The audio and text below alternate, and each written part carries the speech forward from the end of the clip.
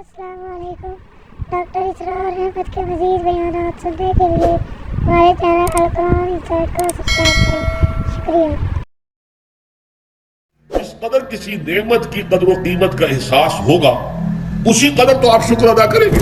अगर आपने किसी बच्चे के हाथ पर हीरा रख दिया, उसे क्या पता ये हीरा किस बला का नाम होता है, वो समझेगा कांच का टुकड़ा है।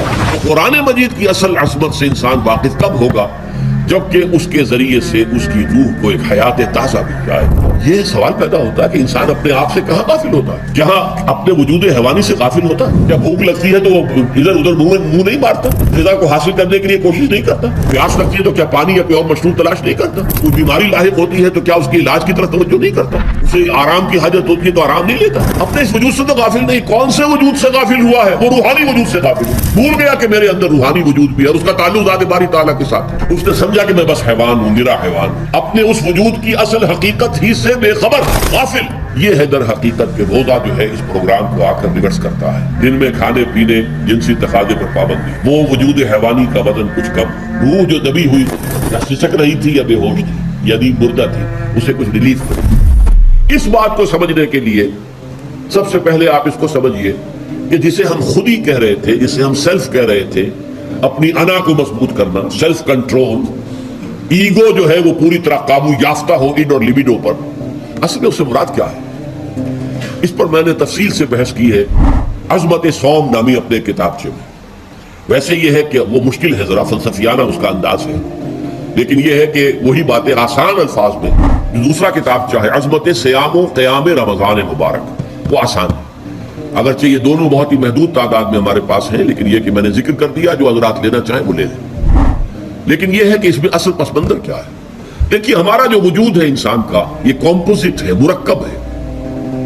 हमारे दो वजूद हैं जो जोड़ दिए गए हैं। कैसे जोड़ दिए गए हम नहीं जानते, लेकिन है दो वजूद। एक वजूद हैवानी है, मैंने अर्ज किया था पहले ही, हर इंसान एक हैवान भी है मुकम्मल, सारे हैवानी तकादे हमारे अंदर भी है। लेकिन हैवान और इंसान में बुनियादी फर्क यह है कि इंसान का जो असल वजूद है वो रूहानी है। उस रूहानी वजूद की वजह से इंसान का वो मकाम हुआ कि तमाम फरिश्तों को उसको सजदा करने का हुक्म दिया गया। फैज़ा सव्वैतुहु व नफ़ख्तु फ़ीहि मिन रूही फ़क़ऊ लहू साजिदीन। फरिश्तों से कह दिया गया था कि मैं एक बशर पैदा करने वाला हूं मिट्टी से। जब मैं उसे पैदा कर लूं और उसकी नाक पलक संवार दूं, दो पलक दुरुस्त कर दूं, तो फिर उसके सामने और उसमें अपनी रूह में से फूंक दूं तो गिर पड़ना उसके सामने सजदे। हैवान इंसान और इंसान रूहानी, ये दोनों मिलकर अब आदम बने हैं। नंबर दो, इस हैवान इंसान का वजूद जमीन से है, मिट्टी से पैदा की, मिट्टी से, गारे से, तीन लाजिम से, चिपचिकाने वाले गारे से, वो जिसमें के बदबू पैदा हो जाए, ये सारी बातें कही गई है। और साइंस भी कहती है मिट्टी से पैदा हुए। और कैसे पैदा हुए उसमें इख्तिलाफ है, लेकिन ये कि है मिट्टी हमारी ओरिजिन, कुरान भी कहता है और साइंस भी कहती है। और हमारे वजूद को जब वो थक जाए, मुज़महिल हो जाए, उसकी एनर्जी कम हो जाए, तो उसके लिए जो ग़िज़ा है, जो तक़वियत है, वो भी सारी जमीन से आ रही है। आपने फल खाए, आपने गंदुम खाई, आपने चावल कहां से आ रहे? अच्छा, बकरी का गोश्त खाया तो बकरी का गोश्त किस चीज से बना है? उसने घास खाई है, उसने पत्ते खाए हैं, वहीं से तो बना है। अल्टीमेट सोर्स आपके वजूद हैवानी के लिए जो आ रही है वो जमीन है। वजूद रूहानी को भी तक़वियत की जरूरत है, वो भी मुज़महिल होती है, कमजोर हो जाती है। खास तौर पर जबकि वजूद हैवानी का उस पर गलबा हो जाए, तब तो यूं समझिए कि वो बिल्कुल बेहोश होकर मौत के करीब पहुंच जाती है।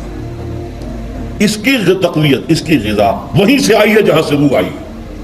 वो कलाम रब्बानी है, रूह रब्बानी। नफ़ख्तु फ़ीहि मिन रूही मिन रूही मिन रूही, मैं फूंक दूं उसमें अपनी रूह में से। रूह का ताल्लुक ज़ात बारी ताला के साथ है। इसी तरह कलाम रब्बानी कहां से आया है? अल्लाह ताला के पास से आया। ये उसकी तक़वियत का जरिया है। अब आम हालात में क्या होता है, हमारा ये वजूद हैवानी छाया हुआ है हमारे वजूद के ऊपर। बेचारी रूह जो है दबी रहती है, पिसी रहती है। अगर खुदा ने खास्ता हम गुनाहगार भी हैं, गुनाह पर गुनाह का इर्तिकाब कर रहे हैं, तो वो रूह जो है वो कल्ब के आईने शीशे के अंदर है। फीहा मिस्बाह अल मिस्बाह फी ज़ुजाजा अज़्ज़ुजाजा तो कान्नहा कौकबुन दुर्रिय्युन। कल्ब जो है शीशे के मानिंद है जिसके अंदर रूह का चिराग जल रहा है। अब अगर ये ऊपर जो शीशा है उस पर धुआं आ गया लालटेन की चिमनी पर धुआं आ गया तो रोशनी बाहर तो नहीं आएगी। अगर इंसान गुनाह करता है तो कल्ब पर रैन जंग आ जाता है, या हुजूर ने फरमाया एक दाग लग जाता है, और गुनाह करता है और दाग लगता है, और गुनाह करता है और दाग, यहां तक कि बिल आखिर पूरा कल्ब स्याह हो जाता है। अब वो रूह अंदर बंद हो गई, वो दफन हो गई। इसके लिए अब जरूरी है कि अब एक प्रोग्राम ऐसा दिया जाए जो रिवर्स हो जाए।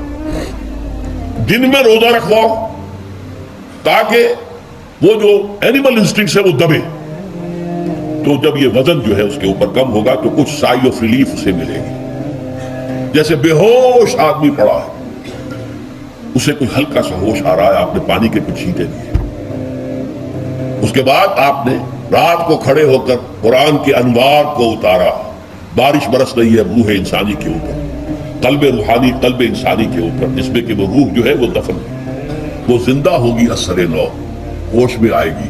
और होश में आएगी तो दो काम होंगे, एक तो उसे कुरान की अजमत का एहसास होगा, ये कुरान मेरी हयात ताजा का जरिया बना है।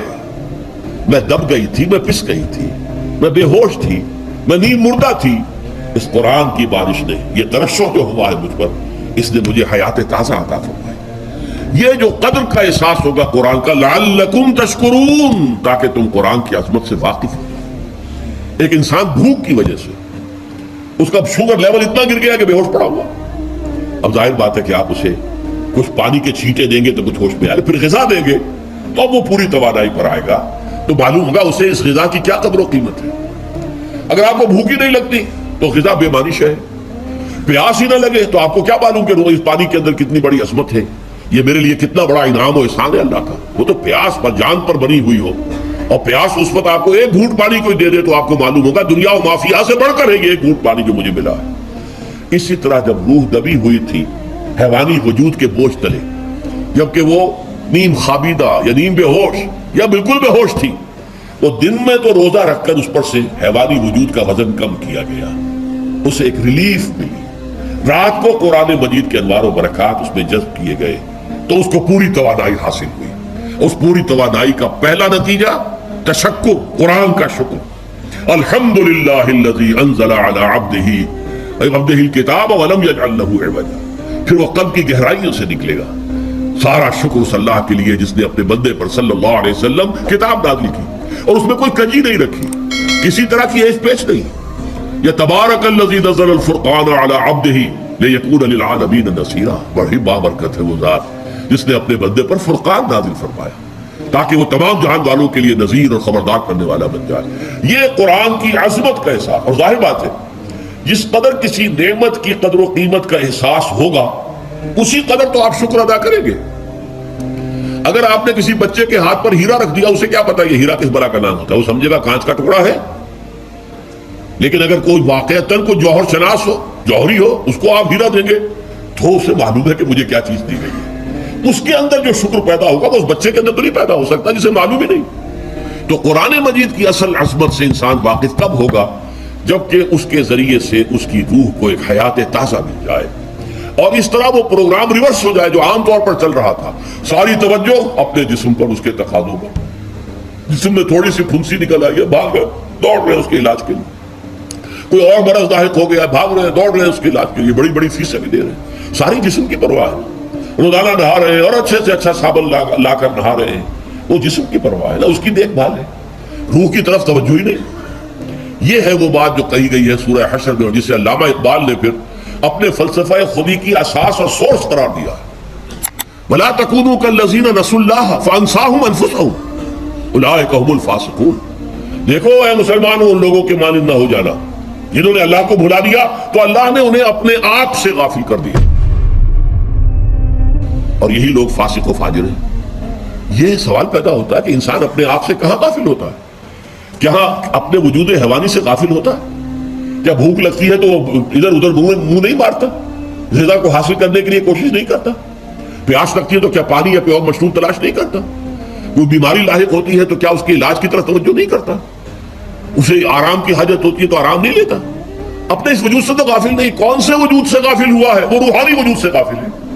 भूल गया कि मेरे अंदर रूहानी वजूद भी है और उसका ताल्लुक ज़ात बारी ताला के साथ है। उसने समझा कि मैं बस हैवान हूं, निरा हैवान हूं। اپنے اس وجود کی اصل حقیقت ہی سے بے خبر، غافل۔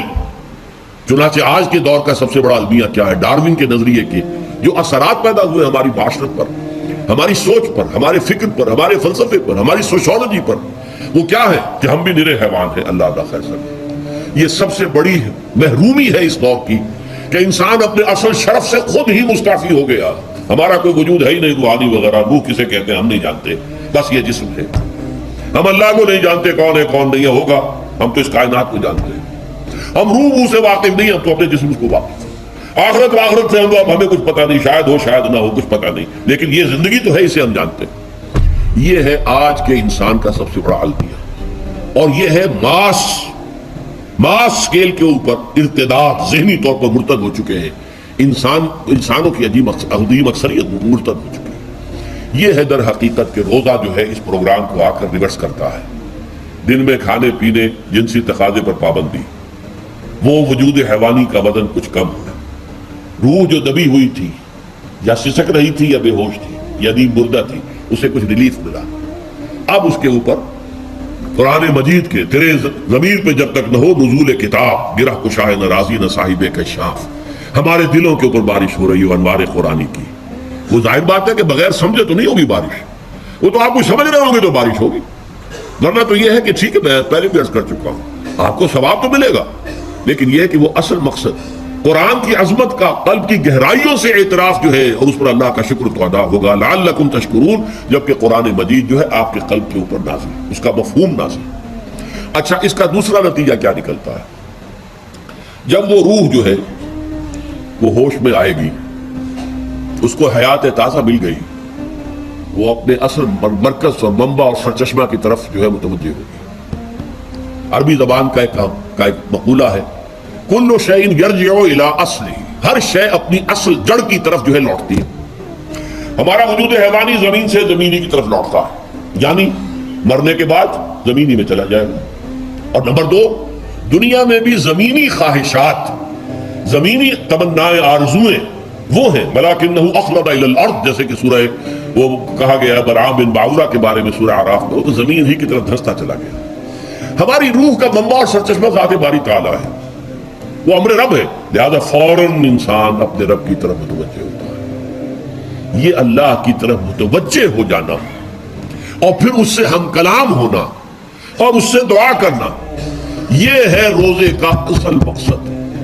جب سیام اور قیام رمضان مبارک کا دوہرا پروگرام ہوگا تو روح انسانی یا انسان کا حیوانی وجود اپنے مرکز کی طرف مائل پرواز تھا، حسن اس کو کہہ لیجئے اپنے مرکز کی طرف مائل پرواز ہے، روح ہر شے اپنے اصل کی طرف لوٹتی ہے، لہذا یہ اللہ کی طرف متوجہ ہوئی۔ یہ اللہ تعالیٰ کی طرف متوجہ ہونے کا معاملہ دنیا میں رہا ہے کہ لوگ کئی جنگلوں میں جا کر تپسیاں کر کے، غاروں میں بیٹھ کے، بڑی بڑی ریاستیں کر کے کیا چاہتے تھے؟